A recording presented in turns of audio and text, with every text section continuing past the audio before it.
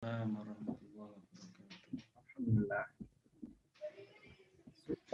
Sudah ngopinya ya Ustaz? Belum nih.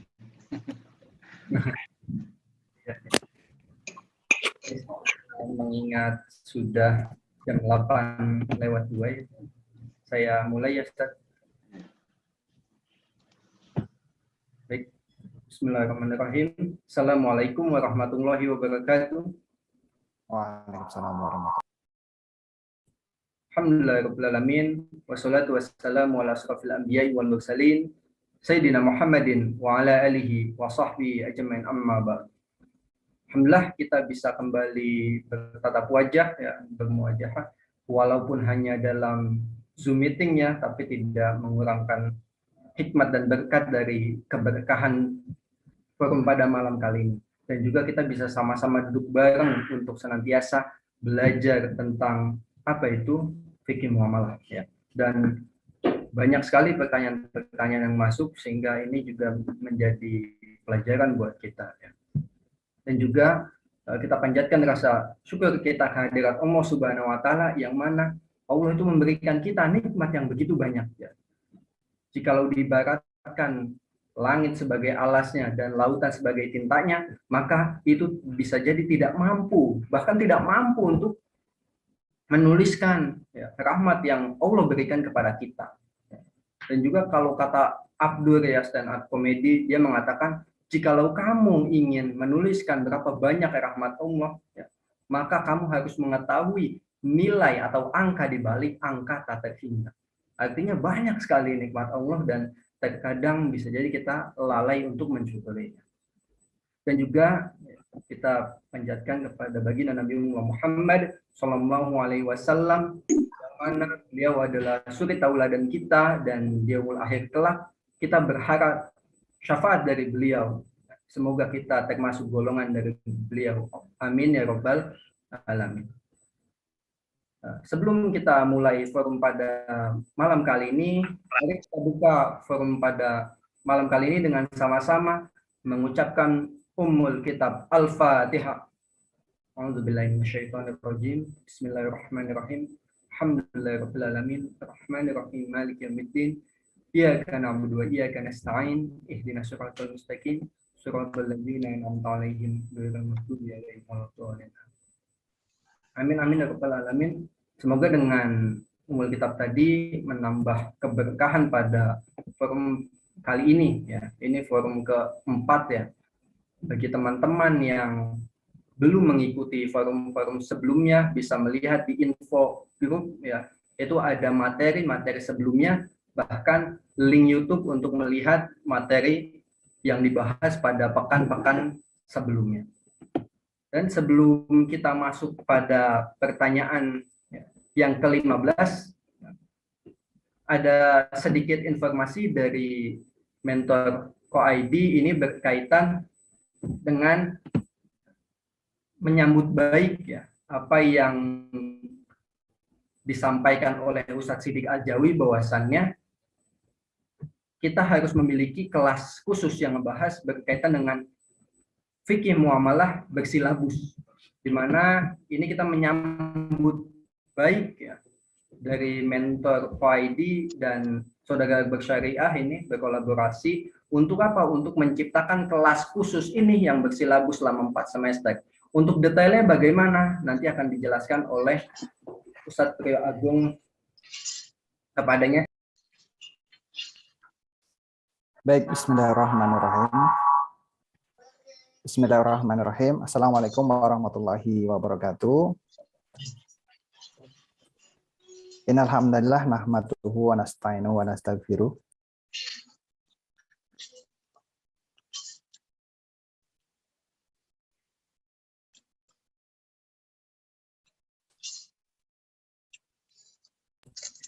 Wah, sepertinya ada sedikit gangguan teknis ya. Teknis dan dari Zoom ya.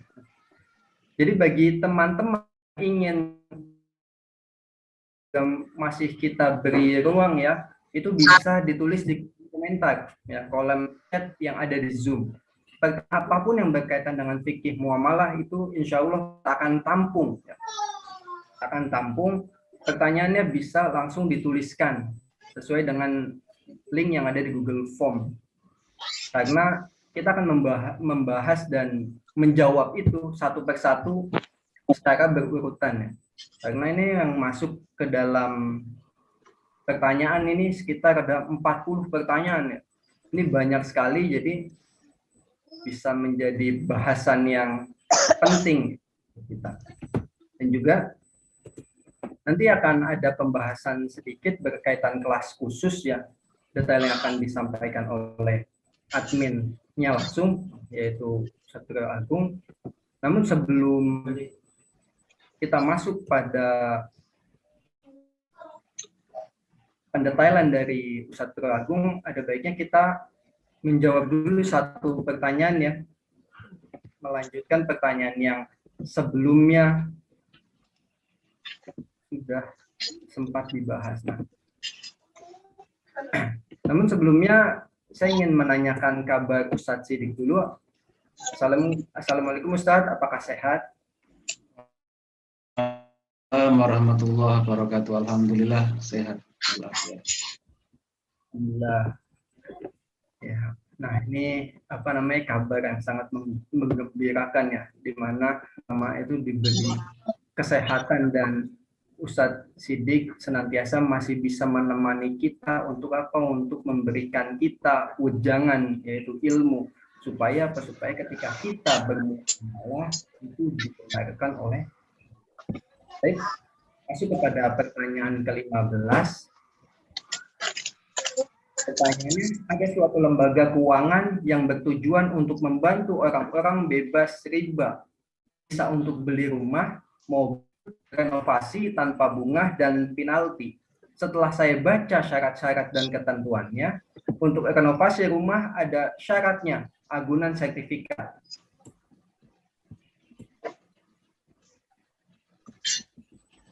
Agunan sertifikat rumah, kalau meminjam dalam Islam. Recording in progress. Dan apa arti akad murabahah? Jazakumullah khairan. Ini dari Nova Rina di Tangerang, Ustaz.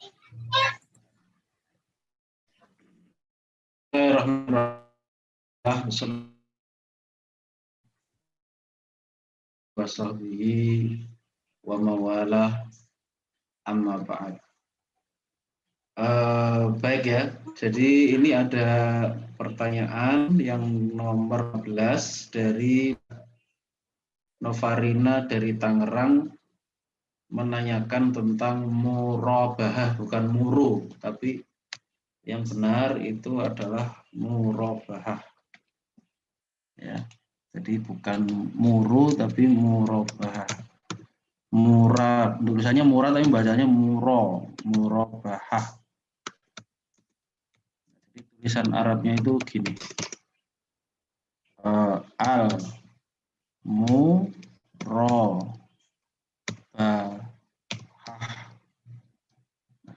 Ini, ya. Nah, mungkin saya mau nanya dulu kepada Mbak Novarina, ini boleh nggak disebut ini nama lembaganya apa gitu? Bank Syariah atau BPR Syariah atau BMT atau apa gitu, mungkin sekedar supaya saya punya informasi yang lebih konkret. Silakan. Assalamualaikum Pak Ustadz. Ya. Lembaga Syariah Pak Ustadz. Apa, Bu? Lembaga Syariah. Cuman namanya saya lupa. Lembaga Syariah. Ya. Jadi gini, kalau murabahah ini materinya, ini mungkin kalau saya ada materinya sendiri tentang murabahah, tapi ini kalau dibaca atau bukan dibaca, kalau dijelaskan mungkin cukup panjang, ya. Ada 45 halaman slide, ya. Mungkin nanti saya share, ya. Atau sebentar, kayaknya masih ada, kemarin saya belum lama membahas tentang murabahah. Coba nanti saya share ke alamat Ustadz Nurul Agung, coba, ya, nanti biar bisa di-share juga ke teman-teman. Ya. Murabahah.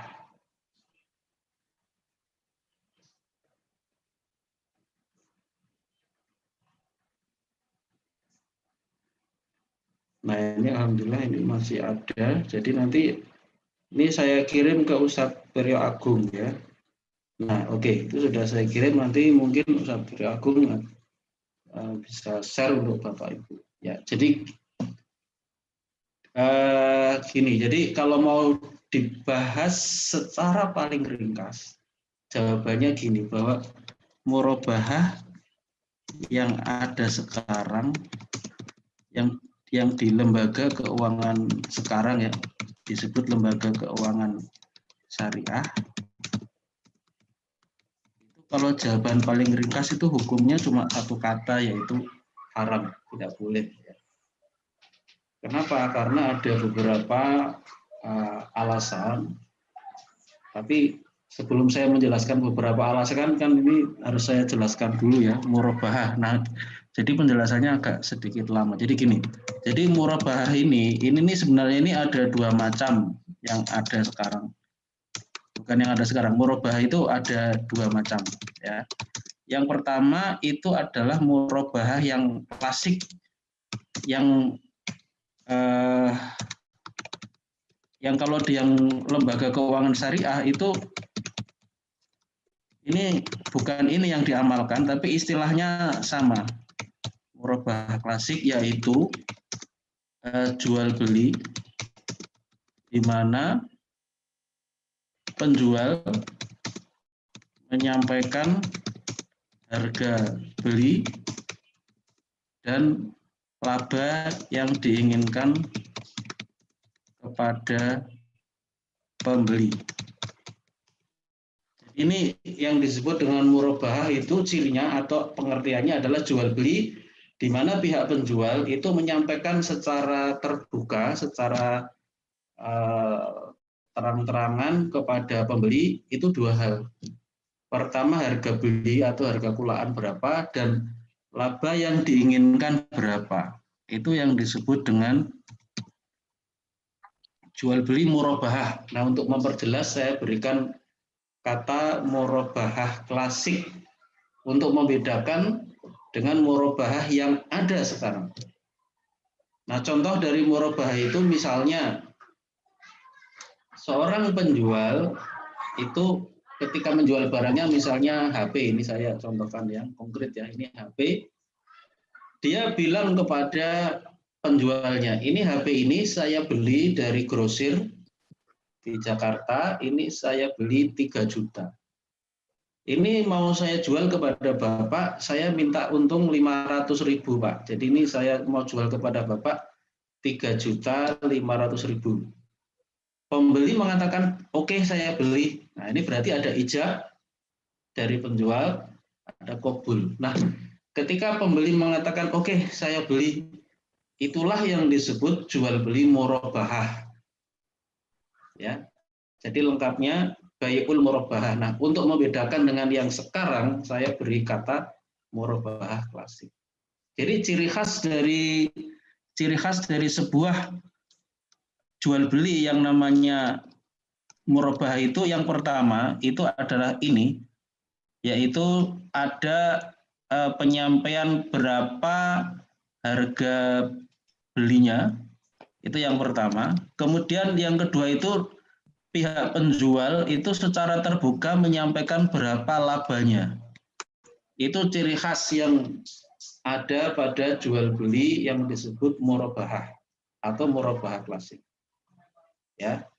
Nah, ini berbeda dengan jual beli biasa. Kalau jual beli biasa, dia tidak menyampaikan itu, tidak menyampaikan berapa harga pembeliannya, juga tidak menyampaikan labanya. Misalnya ada yang nanya, Pak, ini ada HP berapa? Dia bilang, ini Pak, 3.500.000. Oh, saya tawar ya. Akhirnya terjadilah tawar-menawar. Nah, itu yang disebut dengan bai'ul musawamah, jual beli tawar-menawar. Jadi kalau jual beli tawar-menawar atau bai'ul musawamah itu jual beli ketika pihak penjual itu harga belinya dia tidak sampaikan. Dia nggak menyampaikan saya beli berapa, dia nggak bilang. Kemudian dia juga tidak bilang berapa laba yang dia inginkan. Yang penting dia mengajukan harga penawaran, silahkan ditawar. Nah, Jadi yang namanya jual beli murabahah itu memang beda dengan jual beli biasa. Yang namanya murabahah itu yaitu ada transparansi dalam harga pembelian atau harga perolehan, atau kalau dalam bahasa Jawa harga kulaan, dan transparansi di dalam laba, ya, yang diinginkan itu berapa. Kalau ada kejelasan, ada transparansi, itulah yang disebut murabahah. Ya. Nah, tetapi yang kedua, murabahah yang kedua itu adalah murabahah yang kontemporer, yang sekarang itu berbeda. Murabahah kontemporer, ya, saya beri istilah kontemporer, itu yang sekarang, yang diterapkan atau dipraktekkan di lembaga-lembaga keuangan syariah. Ini pengertiannya adalah yaitu suatu jual beli di mana bank membeli barang secara kontan, ya, dari supplier,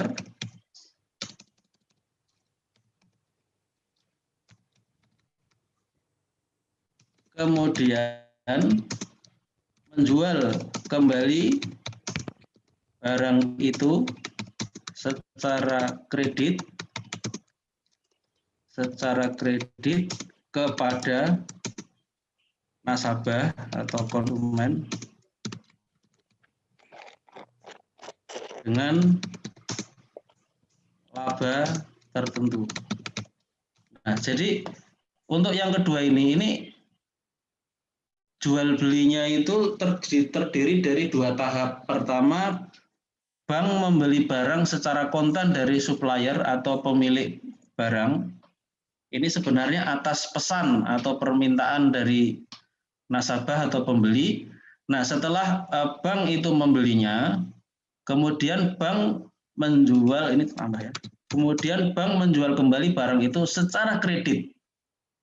Jadi membelinya kontan tapi jualnya nanti kredit atau angsuran kepada nasabah dengan laba tertentu. Dan ini yang murabahah yang diterapkan sekarang. Jadi sebagai contoh misalnya ada nasabah yang membutuhkan katakanlah rumah misalnya, ya, rumah. Kemudian setelah dia menyampaikan kebutuhannya, bank membelikan. Ya, misalnya harga rumah misalnya 1 miliar, dia beli secara kontan.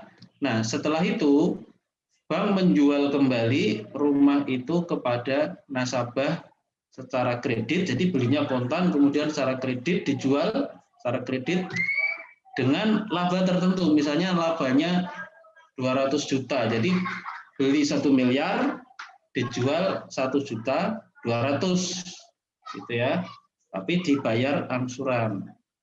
Nah, jadi di sini ada kemiripannya itu, ya, ada kemiripannya dengan murabahah yang klasik, yaitu pihak bank itu menyampaikan nanti harga belinya sekian, Pak. Jadi bank nanti akan menyampaikan secara transparan rumah itu dibeli 1 juta dan dia minta laba, dia membeli rumah itu 1 miliar, lalu dia menerangkan labanya dia minta 200 juta. Ya, jadi ada transparansi yang itu mirip dengan murabahah yang klasik. Tetapi ini prosesnya itu berbeda karena prosesnya itu ada 2 jual beli, bukan 1 jual beli sebagaimana murabahah yang klasik. Ya. Ya, jadi yang diterapkan sekarang itu di bank-bank syariah itu ini adalah yang kedua ini yang diterapkan di bank-bank syariah. Ini saya beri istilah murabahah kontemporer. Kontemporer itu artinya kekinian, ya. Bahasa Arabnya itu mu'asirah. Nah, kalau di dalam kitab-kitab fikih, murabahah yang kontemporer ini disebut murabahah lil amir bisyira. Murabahah lil amir bisyira. tulisannya gini. Ini kalau yang di kitab-kitab fikih ya, yang dalam bahasa Arab ya. Al-murabahatu lil amiri bisyira'i. Nah, gini. Al-murabahatu lil amiri bisyira'i. Jadi bukan murabahah saja, tetapi ada kepanjangannya murabahah lil amir bisyira'. Dalam bahasa Indonesia itu sebenarnya istilahnya itu murabahah, tapi ini biasanya nggak disebut secara lengkap. Murabahah KPP. Murabahah K itu kepada pemesan pembelian. Nah, jadi murabahah yang kontemporer ini yang diterapkan sekarang di berbagai lembaga keuangan syariah seperti Bank Syariah atau BPRS atau BMT, ini disebut dengan ini, murabahah lil amir bisyira, tulisannya begini. Atau kalau dalam literatur bahasa Indonesia itu lengkapnya sebenarnya namanya ini, tapi ini jarang disebut secara lengkap. Nah, jarang disebut secara lengkap. Biasanya cuma disebut murabahah saja. Bapak Ibu bisa mengecek tuh. Kalau murabahah itu nama akadnya apa, Pak? Ya murabahah, nggak ada tambahan apa-apa. Padahal seharusnya itu dia punya nama lengkap tuh. Murabahah itu murabahah kepada pemesan pembelian. Murabahahnya itu pengertiannya tadi jual beli, di mana pihak penjual itu menyampaikan harga beli dan laba secara transparan kepada pihak pembeli.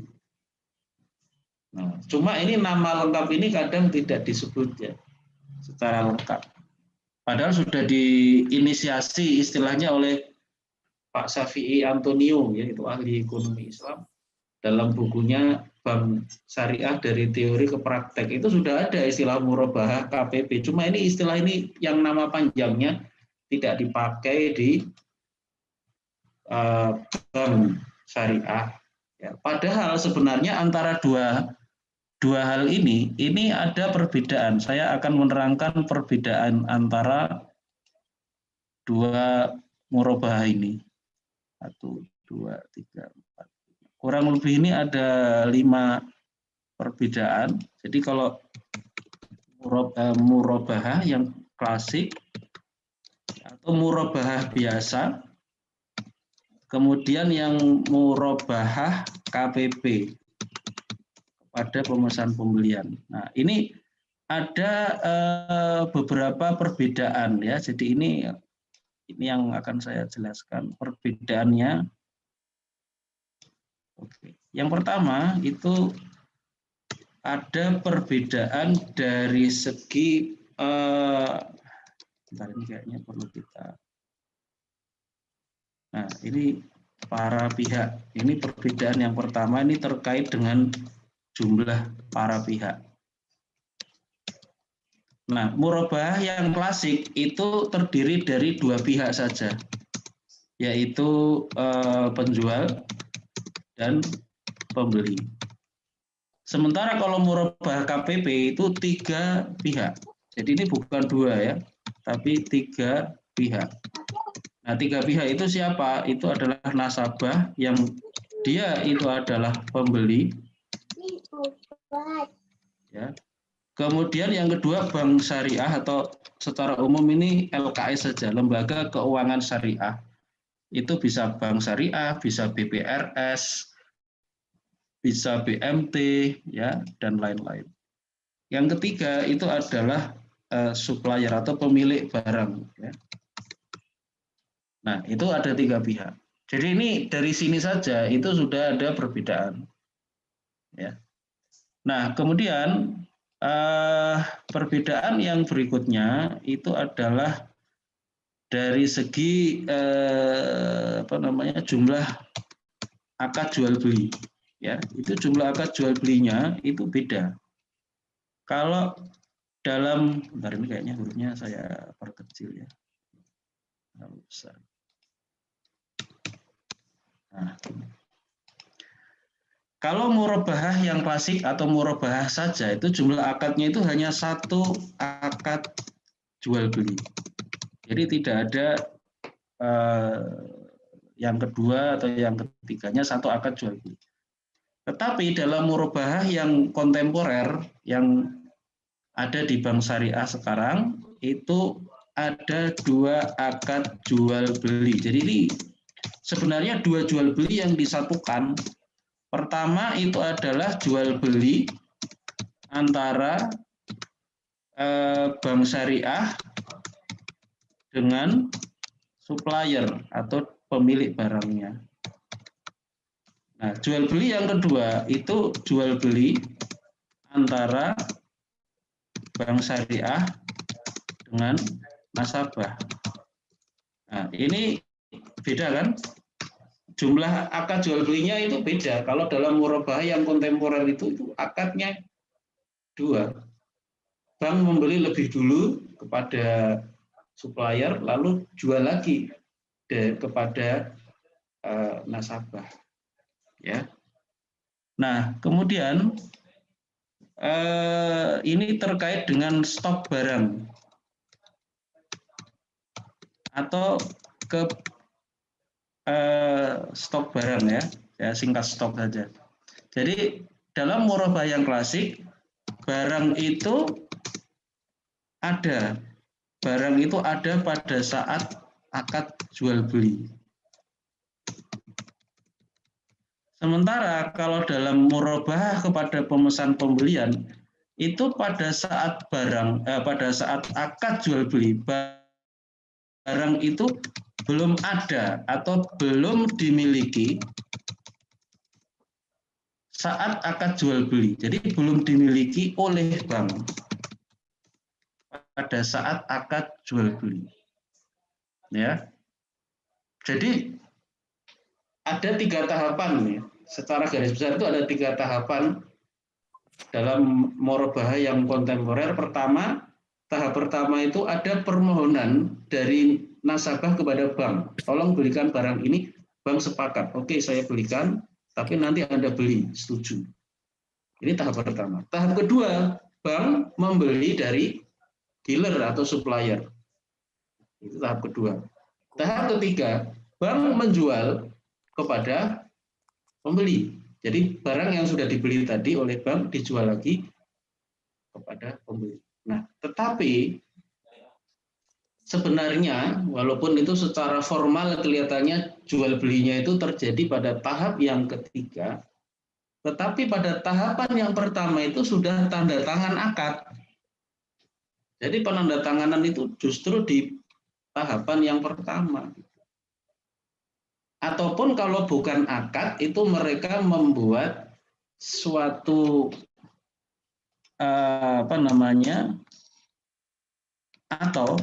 jadi yang fakta yang lebih banyak terjadi adalah ketika barang itu belum ada,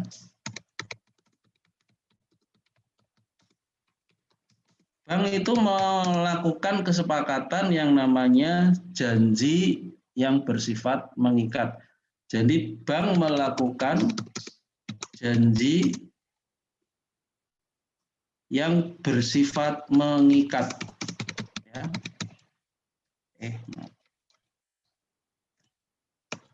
Jadi ketika barang itu belum ada, bank melakukan yang namanya janji mengikat, ya, atau bahasa Arabnya itu wa'ad mulzim dengan nasabah atau pembeli.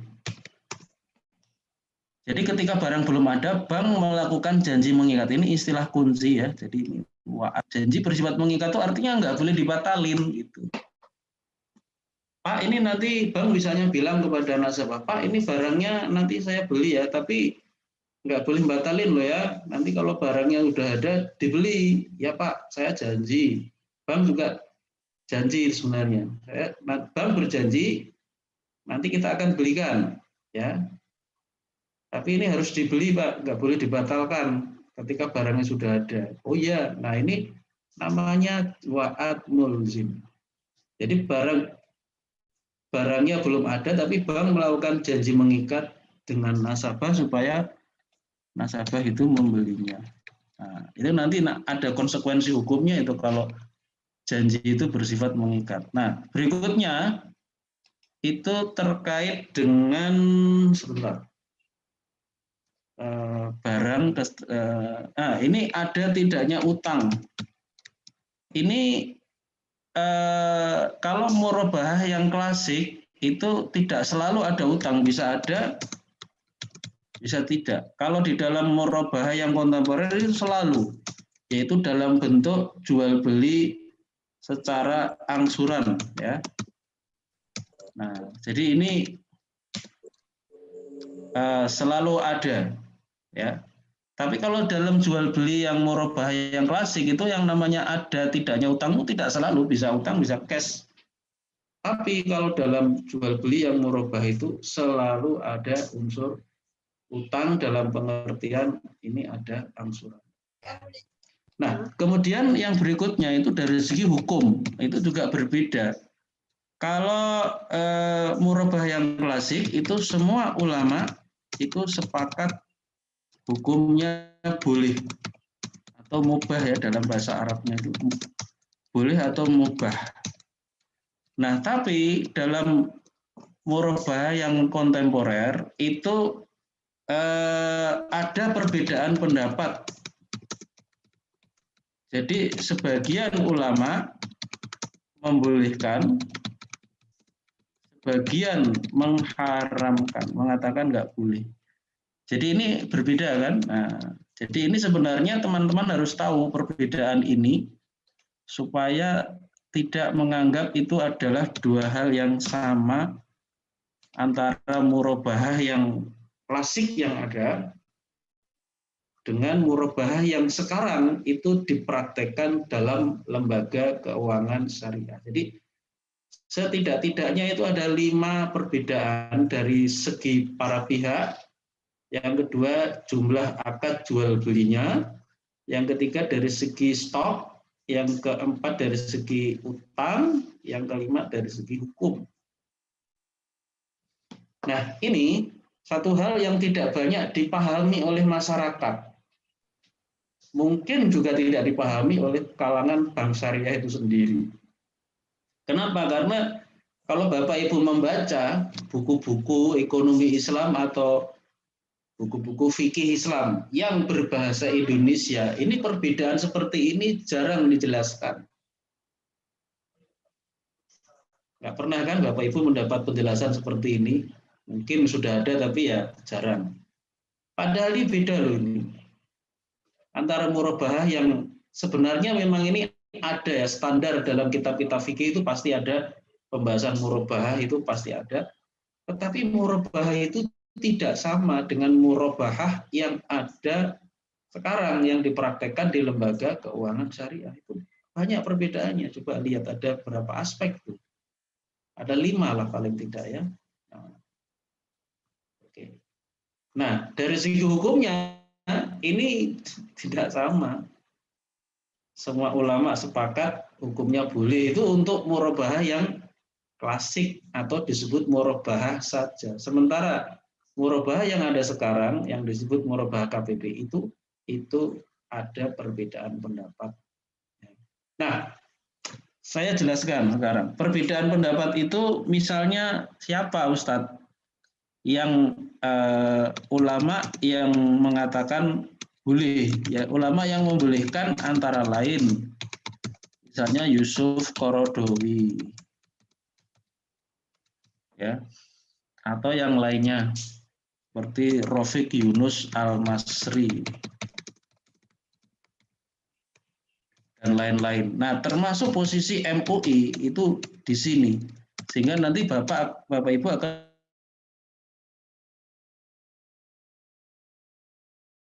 Syariah Nasional MUI, Majelis Ulama Indonesia, itu posisinya itu ada di kelompok ulama yang membolehkan. ulama yang membolehkan murabahah KPP ya, yang sekarang. Antara lain Yusuf Qaradawi, Rafiq Yunus Al-Masri, dan lain-lain. Kita buat fontnya kecil.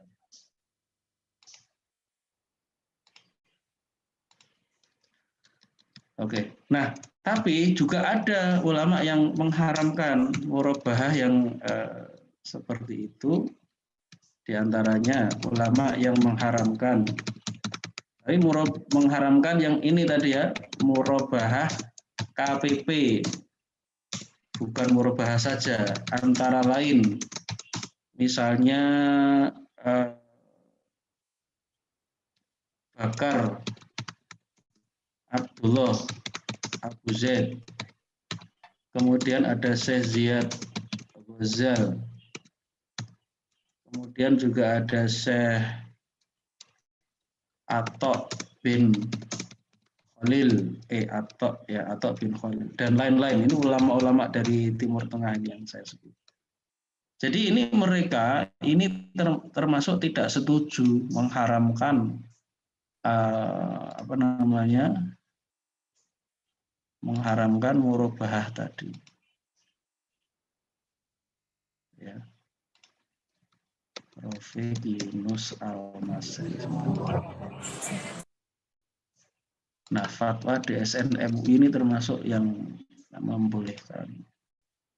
Nah, ini penting juga Bapak Ibu memahami, karena selama ini mungkin kalau membaca murabahah itu kelihatannya semua ulama membolehkan gitu, padahal sebenarnya tidak. Ya, itu memang ada perbedaan pendapat untuk murabahah yang murabahah yang ada sekarang, itu ada perbedaan pendapat. Nah, oke. Jadi ini kenapa kok tadi saya katakan ada perbedaan pendapat ya, karena memang faktanya itu ada pendapat ulama yang mengharamkan. Masing-masing punya argumen sendiri-sendiri. Saya tidak menguraikan, nanti detailnya bisa dibaca di materi yang sudah saya berikan kepada Ustadz Priyo Agung, nanti mungkin akan bisa di-share kepada teman-teman. Nah, dari dua pendapat ini, pendapat yang rojih itu artinya pendapat yang lebih kuat. Setelah mempertimbangkan dalil-dalilnya, itu adalah pendapat yang mengharamkan murabahah yang kontemporer ya, yang disebut murabahah KPP itu. Alasannya apa? Nah, alasannya ini tadi begini. Yang pertama, karena bank itu menjual barang yang belum dimiliki. Itu alasan yang paling pokok. Barang belum dimiliki oleh bank pada saat akan jual beli, ini adalah dilarang ya, dalam syariah Islam. Ini alasan pokoknya di situ. Ya, jadi alasan pokoknya itu di dalam murabahah ini terjadi jual beli barang yang mana barang itu belum dimiliki oleh penjual. Nah, ini dilarang karena ada sabda Rasulullah SAW yang diriwayatkan oleh Imam Tirmidzi. Jadi Imam Tirmidzi meriwayatkan bahwa Rasulullah mengatakan la tabi ma laisa indaka. Ya. La tadi ini kalau saya kasih sakal itu bacanya gini. La tabi ma laisa indaka.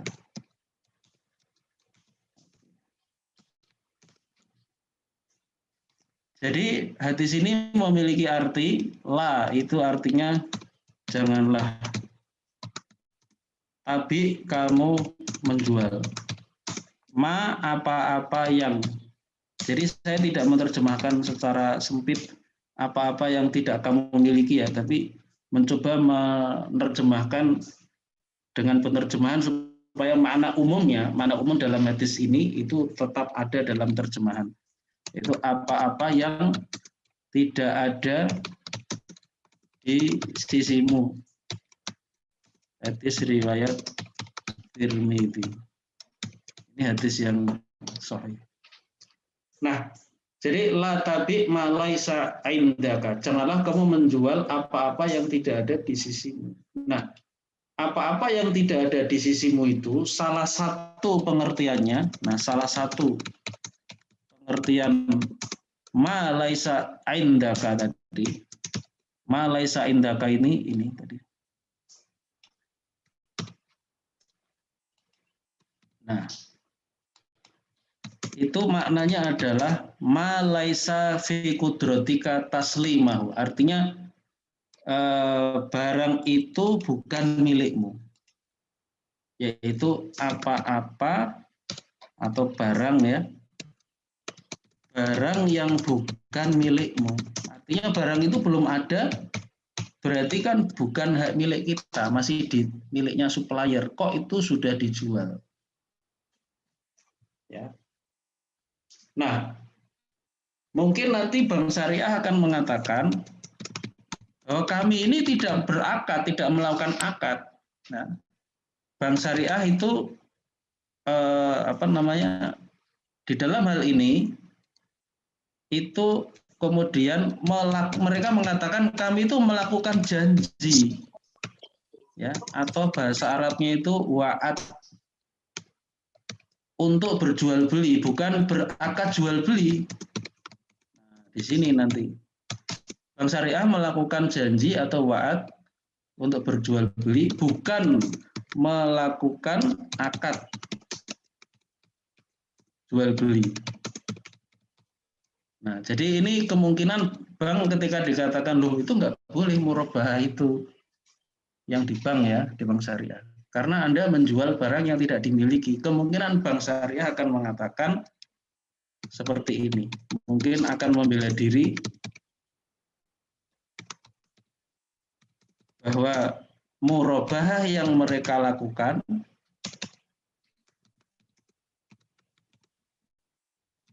adalah itu melakukan janji untuk berjual beli, bukan melakukan akad jual beli. Jadi janji untuk menjual. Pihak pembeli juga janji membeli, bukan menjual dan membeli, tapi janji menjual dan janji membeli.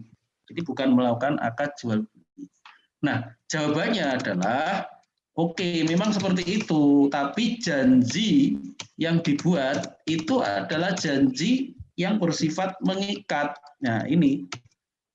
Tetapi janji itu bersifat mengikat. Bahasa Arabnya itu wa'ad mulzim.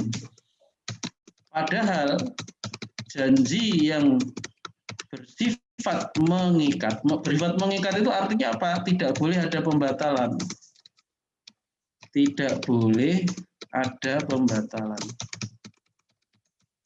Itu sama saja dengan telah melakukan akad. Jadi kalau janji itu ketika barangnya belum ada ya, itu kalau mau melakukan janji untuk berjual beli itu seharusnya janji yang bersifat tidak mengikat, itu yang benar. Ini kok malah janjinya itu janji yang bersifat mengikat. Nah, ini yang menjadi persoalan.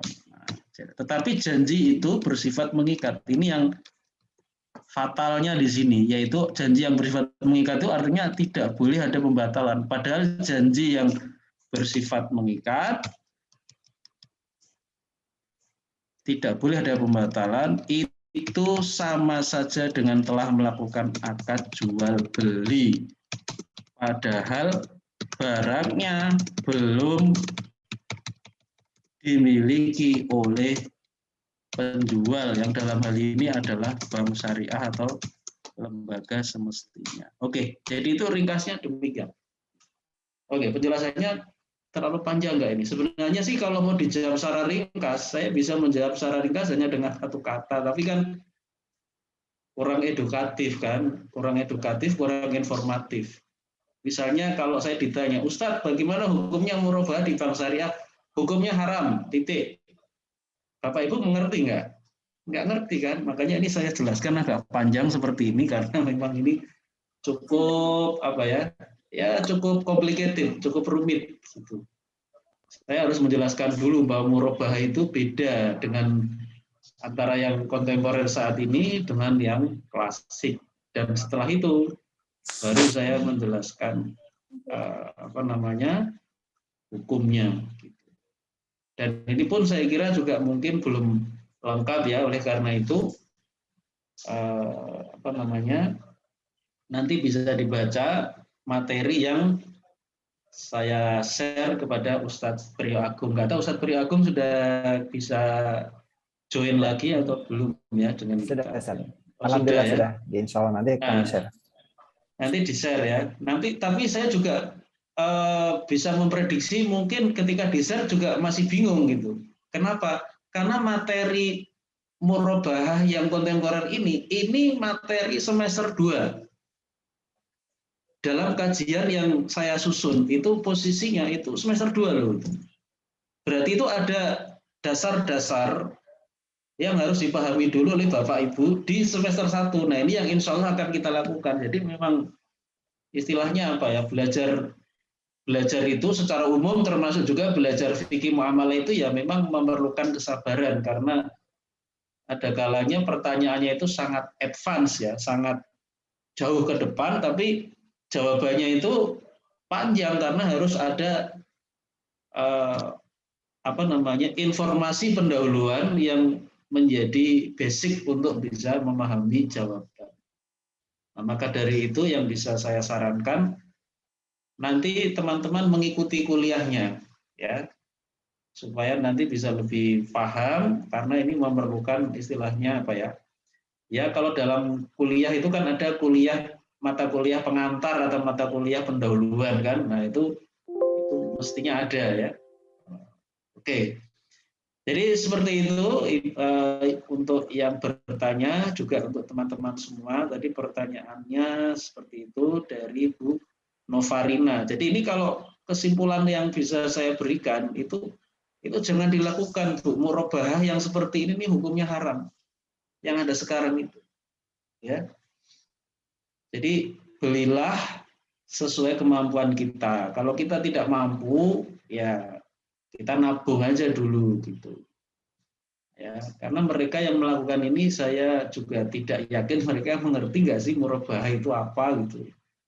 Ya mereka taunya murabahah itu ya seperti yang di bank syariah sekarang.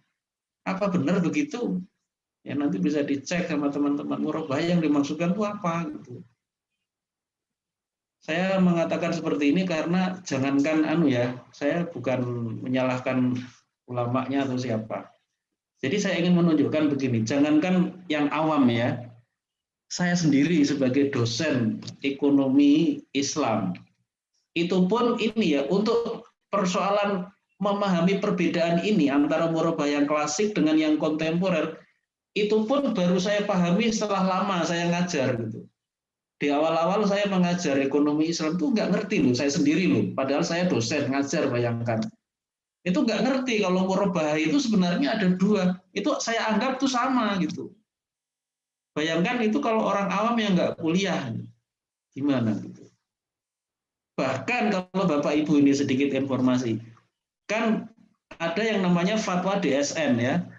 Fatwa DSN, Dewan Syariah Nasional MUI, tentang murabahah. Nah ini saya ingin sedikit menyampaikan, nanti teman-teman bisa cari searching di internet. Yang namanya fatwa itu kan ada yang namanya bagian mengingat, mempertimbangkan, lalu memutuskan. Nah pada bagian mempertimbangkan atau menimbang, ini yang disebut dengan bagian namanya konsideran. Konsideran, ya, pertimbangan. Konsideran. Ini MUI atau lebih tepatnya DSN MUI itu mengutip pendapat ulama yang mengatakan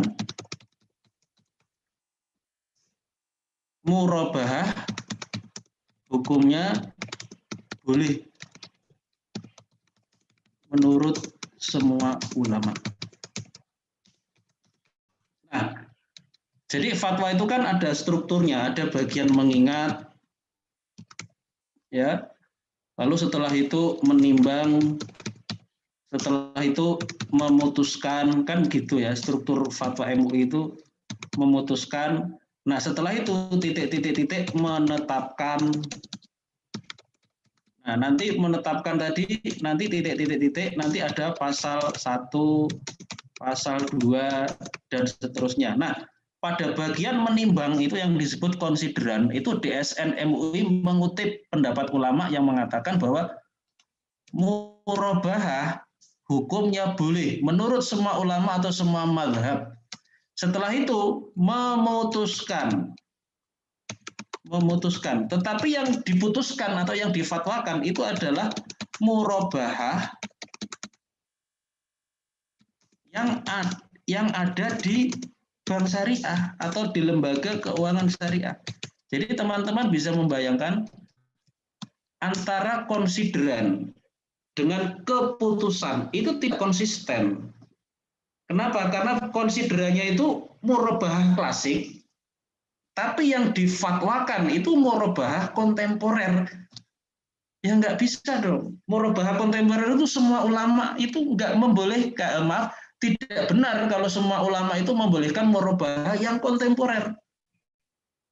Murabahah yang kontemporer itu ada sebagian ulama yang menghalalkan, ada sebagian ulama yang mengharamkan.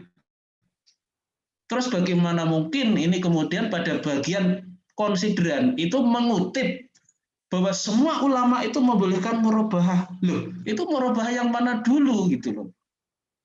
Coba bayangkan, saya tidak mengatakan tidak merendahkan DSN MUI ya, tapi faktanya itu antara konsideran dengan yang difatwakan itu tidak konsisten. Kenapa? Karena konsiderannya itu murabahah klasik, tapi yang difatwakan atau digunakan untuk memberi fatwa murabahah yang bukan klasik, tapi murabahah yang kontemporer gitu. Kan nggak nyambung. Nah, jadi ini ulama saja kesimpulannya ya, para ulama saja ini dalam persoalan murabahah ini menganggap sama loh. Berarti kan mereka menganggap sama toh antara murabahah yang klasik dengan yang kontemporer. Padahal itu tidak sama. Beda bro, tidak sama bro. Ya toh? Nah, jadi ini perlu saya sampaikan. Kenapa? Karena saya sendiri ketika saya melihat diri saya ini dosen, aduh saya kok dosen aja, saya itu kok nggak ngerti gitu. Maka ini saya mendapat kesadaran ini, saya sampaikan kepada teman-teman supaya juga punya kesadaran di awal, jangan sampai seperti saya lah gitu. Saya itu terlambat memahami perbedaan ini, boleh dikatakan terlambat. Mestinya itu sejak awal ketika belajar itu ada warning dari ulama atau dari buku atau apa gitu. Ini beda loh, bahwa yang namanya di bank syariah itu bukan murabahah yang ada di kitab-kitab fikih itu, beda. Kan mestinya gitu. Ternyata enggak, saya baru memahami ya setelah membaca kitab-kitab fikih bahasa Arab. Bukan kitab fikih yang bahasa Indonesia. Kan bahasa Indonesia itu ya murabahah itu boleh, enggak ada yang mengatakan ini ada yang membolehkan, ada yang mengharamkan. Enggak ada. Tidak saya temukan pembahasan yang seperti itu. Nah, jadi seperti itu. Ini sedikit keterangan dari saya tentang murabahah. Ya, ini dari Mbak Novarina Tangerang. Jadi kalau mau diringkas sebenarnya ya ini saja. Keterangannya nanti menyusul atau nanti sambil kuliah ya. Karena ini cukup panjang ceritanya sebenarnya. Oke, saya kira ini saja. Barangkali kalau mau ada respon dari teman-teman, saya kembalikan pada host ya. Oke, saya kira itu. Terima kasih. Baik, Ustaz. Untuk Ibu Novarina, apakah ada feedback? Alhamdulillah udah jelas Pak Ustadz. Jazakillah khairan atas jawabannya. Terima kasih. Assalamualaikum warahmatullahi wabarakatuh. Waalaikumsalam. Waalaikumsalam warahmatullahi wabarakatuh. Baik, Ustaz. Nah, untuk Ya. para penonton atau yang belajar sama di sini biasa menyiapkan berbagai peralatan, alat tulis dan sebagainya, dan juga tetap menutup aurat karena tadi sempat melihat ada yang menyalahkan video namun tidak menutup aurat. Ada baiknya lebih dipersiapkan lagi secara matang sebelum kita menuntut ilmu. Adapun sedikit feedback Ustadz dari pertanyaan tadi. Ya. Ini dari Mbak Rahma. Ustadz, berarti jika merubah HKPP di mana pembeli memesan, kemudian kita membelikan ke supplier dan kembali menjual ke pembeli secara kredit, tapi ketika akad barang tersebut ready dan ada hak hiar, bisa jadi atau tidak untuk dibeli. Jazakallah khair, Ustaz. Ya, itu ada koreksi ya. Jadi itu kalau mau disyariahkan, murabah ini kita mau koreksi, itu ada 3 koreksi ya. Jadi ini kalau tadi itu belum cukup, ada hak khiar, lalu pembeli diberi khiar ya, itu benar. Kemudian yang kedua, barangnya sudah ada, baru dilakukan akad. Nah itu ada yang ketiga, kurang itu. Jadi ini tambahannya gini, ini pertanyaan yang bagus ya. Jika murabahah KPP itu mau dikoreksi, itu ada tiga hal yang harus dilakukan atau tiga koreksi yang wajib dilakukan ya, wajib hukumnya dilakukan. Yang pertama, janji yang ada itu tidak boleh wa'ad mulzim, tapi wa'ad ghairu mulzim. Janji yang ada itu tidak boleh wa'ad mulzim, tetapi wa'ad ghairu mulzim. Jadi bentuknya itu nanti pembeli, bentuk konkretnya ya, pembeli itu diberi khiar. Nah, yaitu dia itu bisa memilih ya, berhak untuk membatalkan ya, berhak membatalkan jual beli, berhak membeli atau tidak membeli, berhak berakad jual beli atau tidak. Jadi ini wujudnya atau konkretnya. Jadi yang pertama, janji itu tidak boleh mengikat. Ya. Jadi harus, tetapi wajib dikoreksi menjadi wa'ad ghairu mulzim. Janji tidak mengikat. Tidak mengikat itu artinya apa? Pembeli itu ada khiar, dia mau jual beli silahkan, jadi membeli atau nggak jadi beli, tidak bisa dipaksakan. Jadi misalnya pihak Bank Syariah itu setelah membeli, Pak ini barang yang dipesan udah kita beli, ini Bapak jadi beli apa enggak? Wah maaf saya nggak jadi beli. Nah itu Bank Syariah, bagaimana menyikapinya? Tidak boleh komplain, apalagi memberikan sanksi dan segala macam, itu nggak boleh. Kenapa? Karena itu haknya pembeli, itu dia boleh membatalkan. Kalau tidak boleh membatalkan, itu berarti janji yang disepakati itu mengikat. Padahal janji yang mengikat itu ya artinya itu berakad, padahal barangnya itu belum dimiliki oleh bank. Itu menjadi masalah lagi gitu. Ya, jadi ini yang pertama dikoreksi itu tentang wa'ad ya. Jadi tidak boleh wa'ad mulzim atau janji yang bersifat mengikat. Nah, ini dikoreksi menjadi wa'ad ghairu mulzim ya, janji yang tidak mengikat. Jadi pembeli, bentuk konkretnya pembeli itu diberi khiar, yaitu berhak memilih. Khiar itu artinya memilih ya, berhak memilih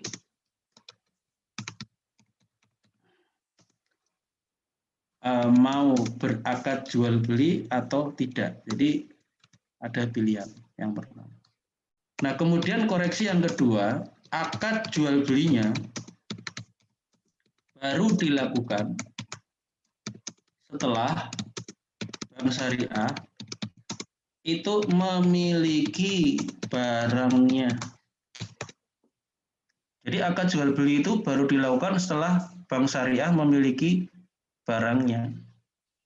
Jadi kesepakatan yang di awal tadi apa Ustadz? Yaitu kesepakatan tadi itu bukan akad tapi ya wa'ad ghairu mulzim, janji yang bersifat tidak mengikat gitu. Nah, jadi kapan akadnya? Ya setelah bank syariah memiliki barangnya. Nah, kemudian ada yang ketiga, kalau barangnya itu, jika barang yang dibeli itu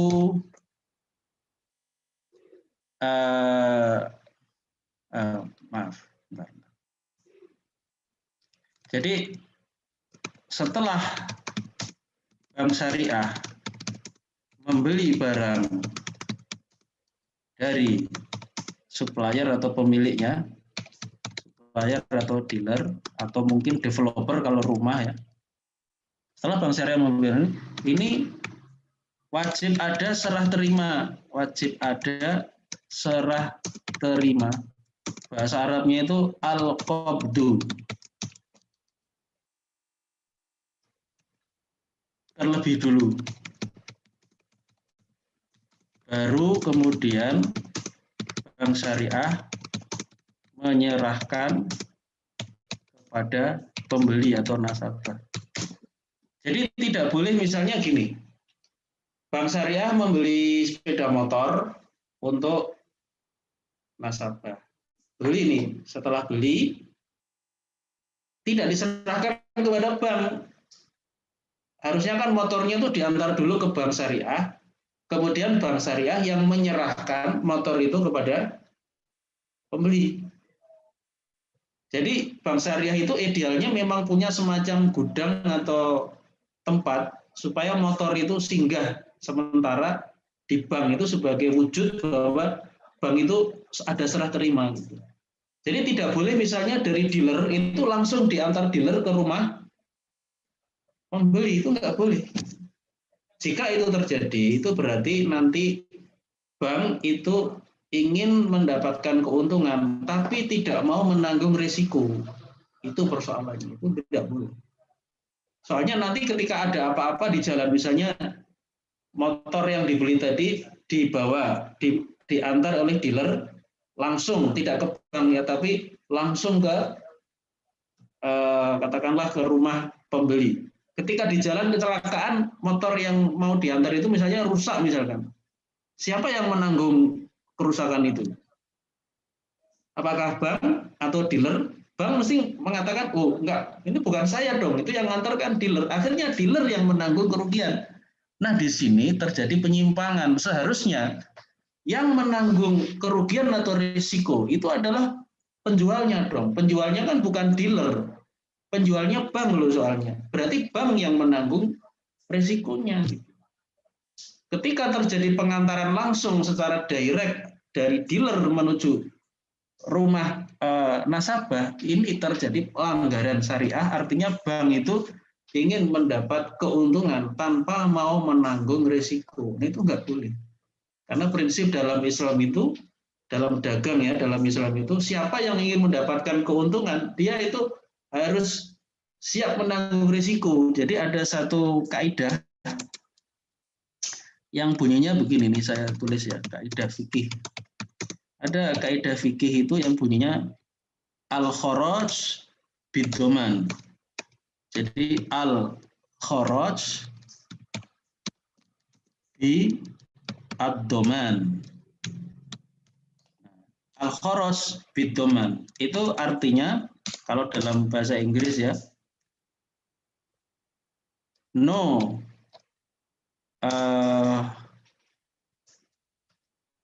profit without risk.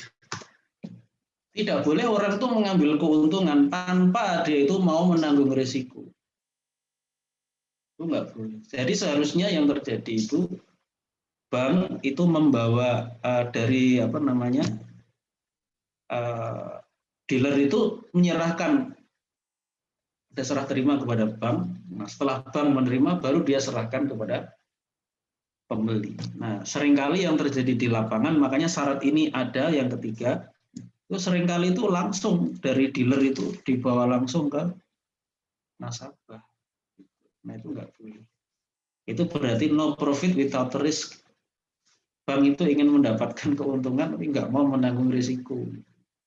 Di dalam hadis selain kaidah fikih itu ada hadis la yahillu salafun wa bai'un. Jadi sebelum hadis ini sebenarnya ada dalil hadis ya.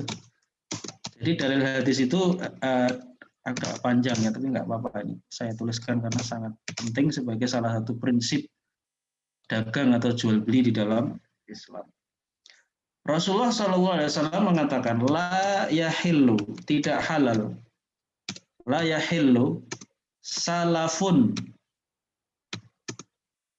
wa bai'un. Tidak halal salaf. Salaf itu artinya memberikan qard, memberikan al-qardu, memberikan pinjaman dan berjual beli. Ya, menggabungkan memberikan pinjaman dalam arti utang dengan jual beli itu tidak boleh digabungkan. Saya jual nih kepada kamu, tapi syaratnya kamu pinjam duit ke saya. Nah, itu nggak boleh. Contohnya itu. La yahillu salafun wa bai'un. Nah, lanjutnya. Wala syartoni, tidak boleh juga dua syarat dalam satu jual beli.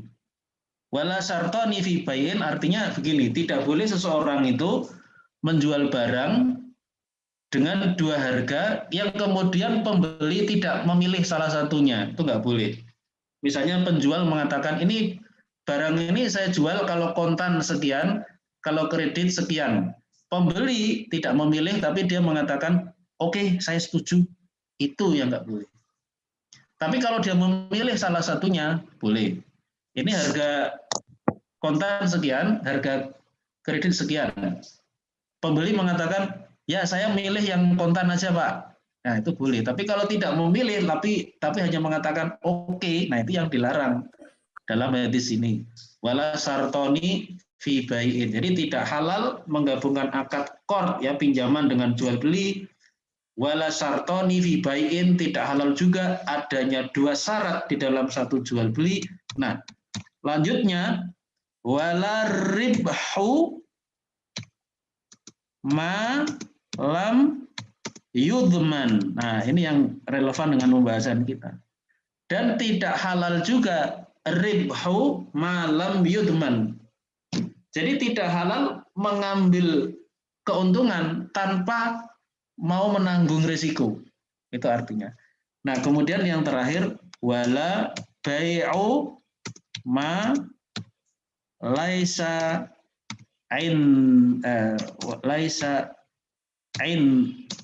indaka. Ini riwayat Imam Tirmidzi. Rawahu at-Tirmidzi. Jadi ini saya terjemahkan di bawah sini hadis ini. Jadi la yahillu itu tidak halal. Kalau tidak halal itu berarti apa? Haram kan? Tidak halal menggabungkan salaf. Salaf itu maknanya itu adalah qard atau pinjaman. Dan ini sebenarnya ada pembahasannya tersendiri nih hadis ini. La yahillu salafun wa bai'un, tidak halal menggabungkan salaf atau qard dengan jual beli. Wala sartoni fi bai'in, tidak halal juga ya. Tidak halal juga adanya dua syarat dalam satu jual beli dengan penjelasan tadi. Enggak saya tulis ini karena terlalu panjang. Wala ribhu ma lam yudman, tidak halal juga. Wala ribhu ma lam tidak halal juga keuntungan atau mengambil keuntungan tanpa mau menanggung risiko. Wala bai'u ma laisa indaka, dan tidak halal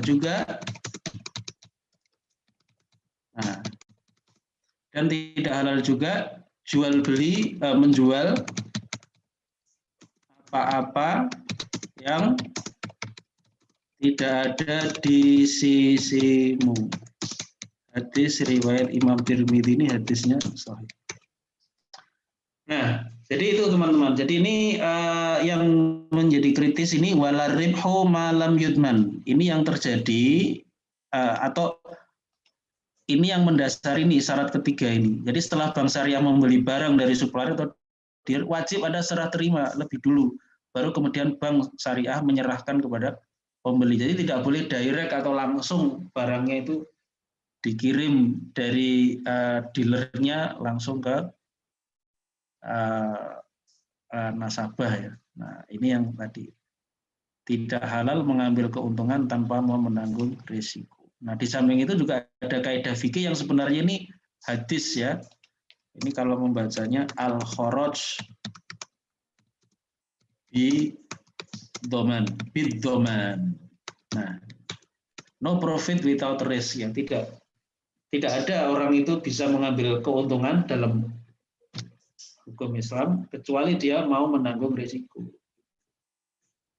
Jadi kalau orang itu tidak ingin rugi, ya sudah jangan melakukan kegiatan jual beli. Wong itu namanya jual beli itu ada kemungkinan untung, kemungkinan rugi.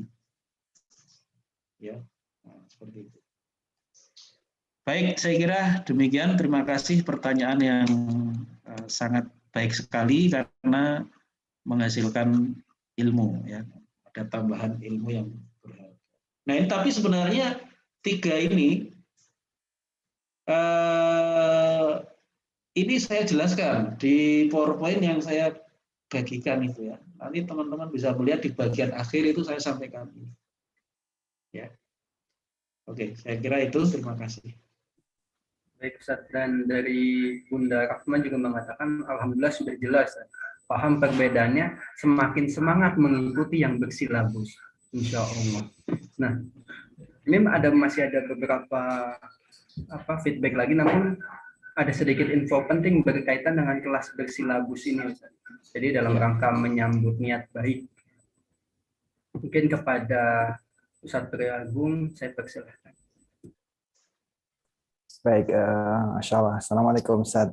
Waalaikumsalam. Alhamdulillah sehat-sehat ya. Mohon izin saya share screen. Oh ya, ini saya matiin dulu ya, bentar ya. Sudah belum? Baik, bismillahirrahmanirrahim. Alhamdulillah nahmaduhu wa nasta'inu wa nastaghfiruh wa na'udzu billahi min syururi anfusina wa min sayyiati a'malina may yahdihillahu fala mudhillalah wa may yudlilhu fala hadiyalah. Rekan-rekan sekalian, Masya Allah, sangat semangat sekali belajar fikih muamalah. Ini sangat menggembirakan ya, dari pertemuan ke pertemuan selalu istiqomah mengikuti kajian ini. Karena tadi dari pertanyaan yang kelihatannya sederhana bisa mendapat jawaban yang sederhana pula, tapi ketika dijelaskan secara lebih mendalam justru malah menghasilkan banyak ilmu dan sakofa untuk kita. Jadi belajar muamalah itu penting. Nah, belajar muamalah yang benar itu penting.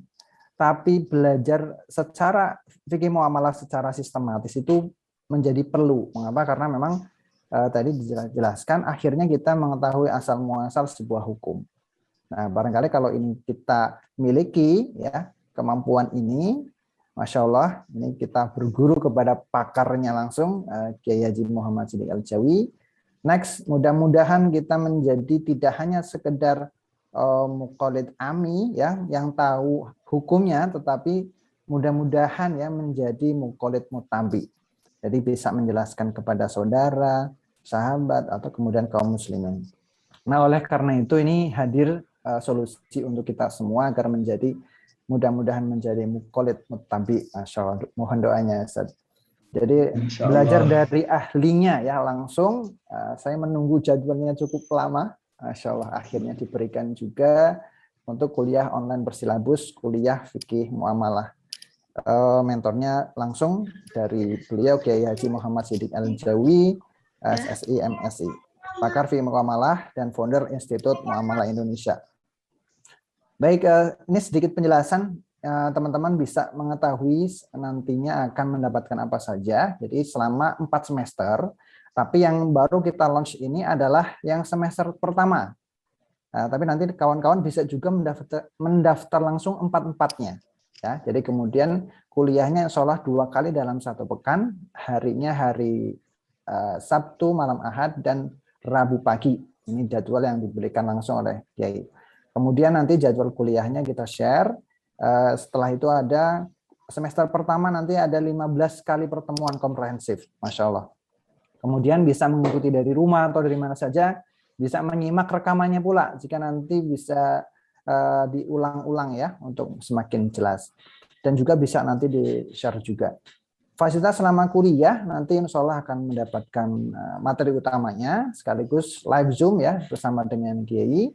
Kemudian 2 kali dalam 1 pekan juga ada free konsultasi dan studi kasus tanya jawab seperti yang sudah kita lakukan sekarang. Kemudian juga insya Allah mendapatkan materi PDF, full recording videonya, ya insya Allah akan dibuatkan secara khusus oleh tim dari Mentor.co.id, VIP member group WhatsApp, yang juga ada materi update berupa materi tematik insya Allah dari beliau yang sering sekali mengisi kajian-kajian tematik, dan juga insya Allah akan mendapatkan e-sertifikat.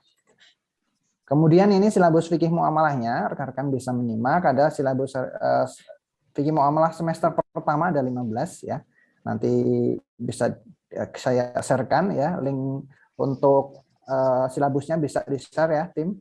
Sekaligus juga semester 2 nih Masya Allah, pembahasan jika ini dibawakan luar biasa. Ini banyak banget hal-hal yang memang sedang sekarang terjadi, fikih kontemporer yang ada.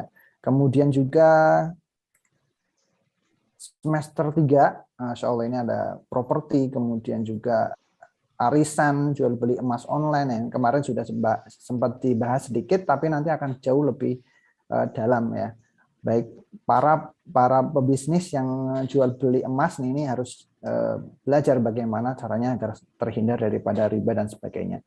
Dan juga semester 4 ada hukum-hukum perdagangan berjangka atau future, perdagangan saham dan seterusnya. Dan ini akan dipelajari secara intensif bersama dengan pakarnya ya.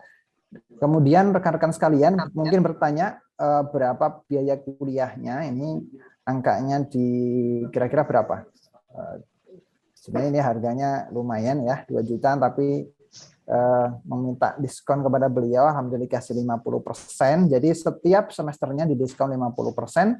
Yang awalnya 500 menjadi 250.000 saja. Caranya bagaimana untuk mendapatkan diskon ini? Ya silahkan langsung nanti jika rekan-rekan berminat langsung klik bit.ly ini /KOB-FM50. Ini seperti saya contohkan nanti ya. Saya contohkan rekan-rekan muncul di layar ya. Nanti kalau sudah masuk ke landing page ini, bisa langsung diisi form data dirinya. Saya contohkan misalkan seperti ini. Nama ya, tuliskan nama, kemudian nomor telepon dan email. Nanti langsung muncul di sini otomatis mendapatkan diskonnya berupa diskon 50% ya secara otomatis. Dan jika ini fikih muamalah semester pertama. Jika nanti mau menginginkan semester 2, 3, 4 cukup dicentang untuk memesan juga ya, saya ingin daftar 3 semester lanjutan fikih muamalah sekaligus. Nanti secara otomatis juga langsung diskon. Nanti diklik ya, centang sampai centang hijau. Nanti otomatis dia mendapatkan diskon juga. Jadi totalnya kurang lebih dari 1 juta. Nah itu tinggal diklik daftar kelas sekarang ya. Nanti akan diarahkan untuk payment-nya. Setelah itu bisa diklik saja salin jumlahnya, kemudian transfer ke nomor rekening ini. Setelah transfer, silahkan konfirmasi pembayaran yang ada di link berikut. Nah, konfirmasi pembayaran nanti disertakan payment-nya, otomatis dari sistem insya Allah akan membaca bahwa akan dapatkan potongan diskonnya. Nah, potongan diskon ini kabar buruknya ternyata disetting oleh admin sampai tanggal 3 September saja. Jadi sampai tanggal 3 September saja diskonnya berakhir. Jadi ini masih ada waktu berapa hari? Tinggal 28 ya. Berarti masih ada 5 hari lagi. Masih bisa dimanfaatkan untuk bisa belajar lebih intensif. Seperti itu, dan harapannya kita memiliki pengetahuan, ilmu, dan sekaligus bagaimana hidup bermuamalah dengan berkah, bertambah, dan berlimpah. Amin ya robbal alamin. Mungkin itu informasi yang bisa disampaikan. Kita lanjut lagi ngaji bareng dengan pakar fikih muamalah Kiai Haji Muhammad Siddiq Al-Jawi. Saya serahkan kembali kepada admin ya. Jazakallah khair. Assalamualaikum warahmatullahi wabarakatuh. Waalaikumsalam. Baik, bagi para yang ingin mendaftar bisa langsung daftar di link bit.ly-nya ya. Dan poin pentingnya tadi ya, belajar fikih muamalah itu penting, dan belajar fikih muamalah secara sistematis itu perlu ya. Supaya apa? Supaya kita tidak hanya mengetahui suatu hukumnya saja, tapi kita mengetahui asal hukumnya itu dari mana, dan kita mengetahui ya mana pendapat yang roji, yang kuat. Itu sehingga kita bisa memilah dan memilih dalil mana yang harus diambil. Nah, ini masih ada feedback Ustadz. Tadi ada dua lagi dari Ina di Palembang sepertinya. Bagaimana Ustadz bila posisi kita sebagai supplier, dosakah melakukan akad seperti itu? Karena kadang permintaan nasabah, kalau beli langsung nasabah tak sanggup, kalau nasabah langsung ke supplier, pihak supplier tak sanggup. Ya, kalau 3 koreksi tadi belum dilakukan, ya berarti murabahah yang dilakukan itu haram antara nasabah dengan bank syariah atau lembaga keuangan syariah secara umum ya. Nah, sebenarnya yang terlibat keharaman itu dua pihak itu. Kalau untuk murabahah yang menyimpang ini ya, yang belum dikoreksi itu yang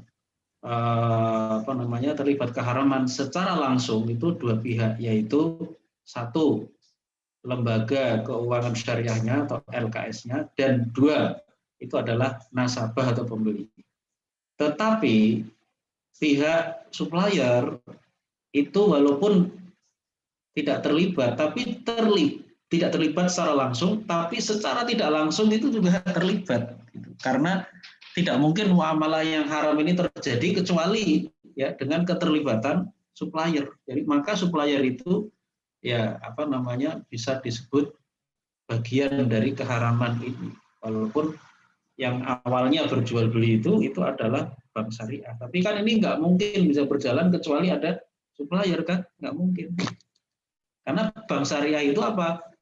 Nggak punya barang. Karena yang namanya bank syariah itu secara nature atau secara tabiat asli dari bank itu dia tidak berdagang. Ini berdagang itu loh, yang namanya bank syariah yang membedakan dengan bank konvensional itu kan ini. Nature atau tabiat asli bank itu adalah lembaga intermediasi namanya. Lembaga yang menjadi perantara antara pihak yang kelebihan uang, asumsinya, yang karena kelebihan uang itu akhirnya dia nabung di bank. Ini menjadi satu kegiatan bank yang disebut dengan funding, pencarian dana. Funding, ada uang masuk. Dari siapa? Dari pihak yang kelebihan dana. Lalu pihak yang kedua, itu ada pihak yang membutuhkan dana, yaitu para para debitur yang nanti akan mengambil kredit ke bank. Nah, bank itu posisinya itu terletak di tengah-tengah itu, antara pihak yang kelebihan dana yang menjadi penabung ya, dan pihak yang membutuhkan dana dari mereka yang memerlukan kredit dari bank. Nah, bank itu posisinya itu seperti itu. Nah, kepada para penabung, bank itu memberikan bunga yang namanya bunga simpanan atau bunga tabungan kepada orang yang mengambil kredit dari bank. Bank itu menarik bunga yang namanya bunga bunga pinjaman. Jadi ada bunga pinjaman, ada bunga simpanan. Maaf salah. Jadi bunga kredit sama bunga tabungan. Nah ini tinggal nanti selisihnya itu positif atau negatif ya antara bunga. Kalau kepada penabung kan bank itu memberikan bunga, kalau kepada yang mengambil kredit bank itu mendapat bunga. Jadi antara bunga yang harus dibayar dengan bunga yang diperoleh itu mana? Kalau nanti selisihnya positif itu yang disebut dengan positif spread. Nah itulah keuntungan bank. Jadi bank itu memang keuntungannya dari bunga itu mana yang harus dia bayar. Kalau yang dia bayar lebih besar daripada yang dia peroleh itu namanya negatif spread. Ya, misalnya dia dalam satu jangka waktu bunga yang dia bayar misalkan 100 juta bunga yang harus dibayar. Yang diperoleh hanya 50 juta. Minus kan, tekor ini. Tapi bank itu kok bisa berjalan terus karena ya yang lebih banyak terjadi bunga yang didapat dari para debitur itu biasanya lebih besar daripada bunga untuk para penabung. Ini yang disebut positif spread ya, selisih positif. Ya, walaupun ada sumber pendapatan lain di luar transaksi riba, tapi ini sedikit. Jadi memang bank itu memang bergelimang dengan riba gitu. Ya. Nah, jadi seperti itu. Jadi bank itu nature-nya atau tabiat dasarnya itu dia tidak berdagang sebenarnya, makanya tidak siap dengan SOP, dengan peraturan yang matang gitu ya. Makanya ya itulah dia tidak punya pengalaman dagang lalu dagang, akhirnya ya terjadi penyimpangan yang seperti itu. Baik, saya kira itu ya sementara yang bisa saya sampaikan. Terima kasih. Baik Ustaz, ini dan mungkin ini feedback terakhir Ustaz dari Bunda Nene Yuliani. Assalamualaikum warahmatullahi wabarakatuh. Afan Kiai, menurut Enjenengan kenapa DSN MUI dan Bank Syariah mencatut akad-akad muamalah syar'i namun berlandaskan dalil yang tidak kuat? Apakah ini justru menyesatkan umat seperti contoh merubah tadi? Harusnya lembaga sekaliber DSN MUI diisi tokoh-tokoh ulama dengan ilmu yang mumpuni. Itu bagaimana? Ya, saya berprasangka baik. Mereka itu tidak mengetahui secara mendalam. Saya kira itu problem utamanya. Karena memang persoalan ini persoalan kontemporer ya, kontemporer, dan pada waktu fatwa DSN itu terbit mungkin belum banyak kajian-kajian yang dilakukan karena fatwa DSN tentang murabahah itu tahun 2000-an awal, mungkin 2002, 2003. Jadi belum seperti sekarang yang mungkin kajian muamalah itu sudah marak dan mendalam dan sumber-sumber fikih, kitab-kitab fikih dari ulama-ulama Timur Tengah itu bisa kita akses dengan mudah lewat internet. Itu nampaknya baru-baru belakangan ini. Ketika awal-awal dulu ada fatwa DSN itu mungkin internet juga masih belum begitu marak, tapi sudah ada ya, sekitar tahun 2000-an itu sudah ada ya, tapi mungkin tidak seperti sekarang yang lebih banyak lagi kitab-kitab yang bisa diakses. Ya, jadi menurut saya sih, saya berprasangka baik, mungkin mereka itu tidak sengaja. Kalau melakukan kekeliruan itu tidak sengaja karena memang ini sangat mendalam. Ya, kalau tidak pengetahuan fikihnya tidak mendalam, itu saya kira akan lolos ini kayak gini dianggap sama gitu. Ini sama aja nih yang murabahah yang sekarang ini dengan murabahah yang ada di kitab-kitab fikih itu. Yang di kitab fikih boleh kok, semua mazhab Hanafi, Maliki, Syafi'i, Hambali semuanya membolehkan. Lah tapi yang mana dulu dong? Kan mestinya diteliti gitu. Jadi murabahah yang klasik loh, bukan murabahah yang akan diterapkan waktu itu di bank syariah, itu beda gitu. Walaupun ada titik kesamaannya. Jadi menurut saya itu kurang adanya pengetahuan yang mendalam dalam persoalan ini. Kalaupun ada kekeliruan, ya menurut saya itu di luar kesengajaan mereka. Ya, saya kira demikian. Ya, terima kasih. Baik, jadi begitu ya Bunda Neni jawaban dari Ustadz Siddiq Aljawi. Mungkin kita sudah berada pada penghujung acara Ustadz, dan jazakumullah khair Ustadz yang sudah menemani kita selama 1,5 jam ini. Ya, sebenarnya masih ingin melanjutkan Ustadz, karena pertanyaannya masih banyak sekali. Namun satu pertanyaan ini saja itu sudah mendalam banget, dan ini Masya Allah daging semua. Dan tadi sampai langsung mendaftar itu setelah mendengar jawaban Ustadz. Masya Allah sekali. Sebelum saya akhiri, mungkin ada sedikit info penting lagi dari Ustadz Beliau Agung, kepadanya saya persilahkan. Ya, Masya Allah, jazakumullah khair Ustadz Siddiq Al-Jawi atas pemaparannya yang luar biasa. Dan sekali lagi mengingatkan kepada rekan-rekan, karena ini memang kami masih terbatas dengan kuota Zoom, kurang dari 100, maka mohon untuk bisa memanfaatkan angkatan pertama ini. Jadi kita tidak akan membuka kembali nantinya. Untuk angkatan pertama ini kita tutup tanggal 3 September. Jika rekan-rekan mau ikut barengan ya, supaya nggak ketinggalan, bisa segera saja manfaatkan kesempatannya. Oh ya, kemarin ada pertanyaan, kalau saya kendala dengan biaya bagaimana? Silahkan chat WA ya, WA ke admin, nanti didiskusikan di sana ya, jika memang ada kendala. Tetapi memang ini bisa juga di-share informasi ini kepada rekan-rekan yang membutuhkan, terlebih lagi yang membutuhkan edukasi terutama ya, bagaimana cara hidup yang sesuai dengan syariah, khususnya bagaimana menjalankan fikih muamalah secara syariah. Ini penting banget kalau kemudian hidup kita ini tidak ingin memiliki dosa muamalah, yang dosa muamalah ini bisa saja tidak bisa termaafkan di dunia. Dosa muamalah tidak bisa diistighfarin ya, tidak bisa terhapus dengan cara minta ampun, tapi harus diselesaikan secara syariah. Maka kalau kemudian tidak selesai secara syariah, kemudian keburu sudah meninggal, innalillahi wa inna ilaihi raji'un, ya nauzubillah min dzalik, dosa itu bisa kebawa ke akhirat, dan dosanya itu bisa membuat kita itu bangkrut pahala-pahala yang kita miliki di dunia. Kenapa? Karena untuk membayar dosa-dosa muamalah yang tidak terbayarkan di dunia. Nauzubillah min dzalik. Mudah-mudahan kita terhindar dari itu semua, dan Masya Allah jazakumullah khair kepada Yai yang sudah membersamai kita pada malam hari ini, dan sampai jumpa di kelas, dan mudah-mudahan rekan-rekan semuanya bisa bergabung di sana. Masya Allah, saya sangat bersyukur sekali. Ingat, dan juga ini mohon diperhatikan, ini bukan bisnis ya, sama sekali bukan bisnis. Keuntungan pun nanti akan kembali kepada operasional, karena nanti ada tim yang kita ijaro, kemudian juga ada yang tim untuk Zoom, untuk live streaming, dan kemudian yang lain-lain.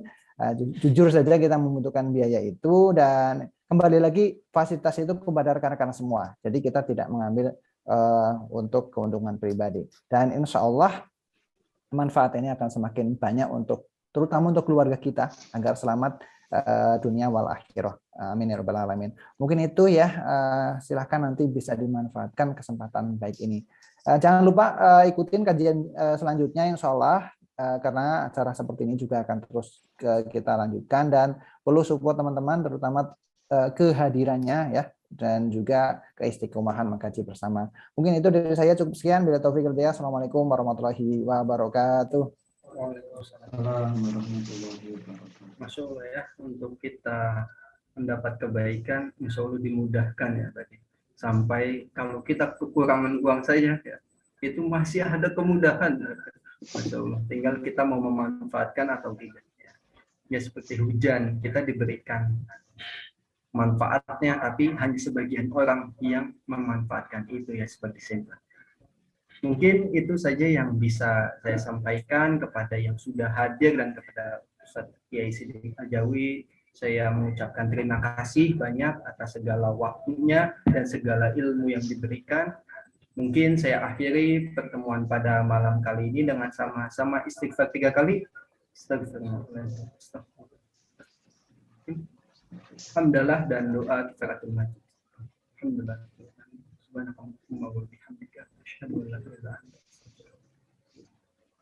Mungkin itu saja yang bisa saya sampaikan, kurang lebihnya saya mohon maaf.